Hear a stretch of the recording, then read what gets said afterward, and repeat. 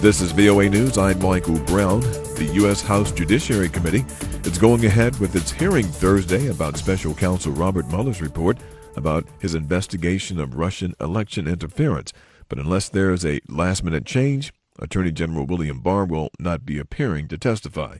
The chairman of the House Judiciary Committee, Jerry Nadler, said Barr is avoiding testifying before his committee because of his past comments. I can understand, given how dishonesty has been since March 24th at the earliest, since March 24th at the latest, I can understand why he is afraid of facing more effective examination. Nadler said the committee will take whatever action the committee has to if Barr skips the hearing. On Wednesday, Barr appeared before a Senate committee and defended his handling of Special Counsel Robert Mueller's March report on Russian meddling in the 2016 election.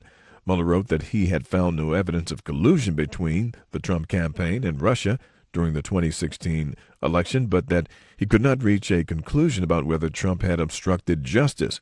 With Mueller not reaching a decision on the obstruction question, Barr said he concluded no criminal charges against Trump were warranted. Democrats accused Barr of grossly understating the evidence of Trump's misconduct in the summary in an effort to justify his controversial decision to exonerate the president of obstruction of justice during the investigation. WikiLeaks co-founder Julian Assange has a court hearing Thursday in London over a U.S. extradition request on charges of conspiring to break into a Pentagon computer system.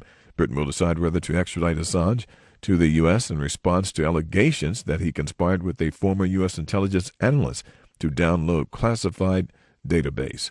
From here in Washington, this is VOA News. Venezuelan President Nicolas Maduro is threatening to identify, arrest, and try protesters involved in anti-government demonstrations.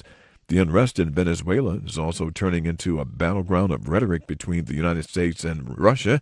U.S. Secretary of State Mike Pompeo said the U.S. is prepared to use military action in Venezuela. Military action is possible. If that's what's required, that's what the United States will do. We're trying to do everything we can to avoid violence. We've asked all the parties involved not to engage in that kind of activity. We'd prefer a peaceful transition of government there, where Maduro leaves and a new election is held. But the president has made clear, in the event that there comes a moment, and we'll all have to make decisions about when that moment is, and the president will ultimately have to make that decision, he's prepared to do that if that's what's required.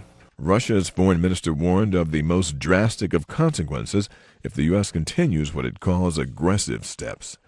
Many South Africans say they're fed up by the long-time ruling African National Congress ahead of a general election. Now, as South Africa marks 25 years of ANC rule, that sentiment appears to have also spread to an area the ANC has long considered safe, the countryside. VOA's Anita Powell reports from rural Northern Cape. Many are turning to opposition parties like the Democratic Alliance or the Economic Freedom Fighters, but many others are simply staying away.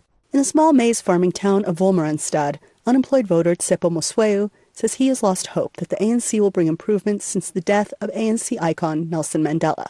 And I do have hope that sooner or later the oppositions will also take power here in Bloemhof.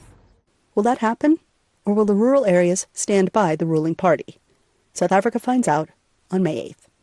Anita Powell, VOA News, Northern Cape, South Africa. The United States and the Taliban are beginning a new round of negotiations in an effort to move the peace process forward. However, a senior U.S. military commander says no decision has been made about the presence of U.S.-led NATO forces in Afghanistan. The insurgent group has insisted on finalizing an agreement on the withdrawal of U.S.-led foreign forces from Afghanistan before discussing other issues. The Taliban said it is vital that two key agenda points of the previous meeting, full withdrawal of foreign forces from Afghanistan and preventing Afghanistan from harming others, be finalized. The Taliban has so far refused direct talks with Afghan's government and has insisted only on talking directly with the U.S. From here in Washington, I'm Michael Brown, VOA News.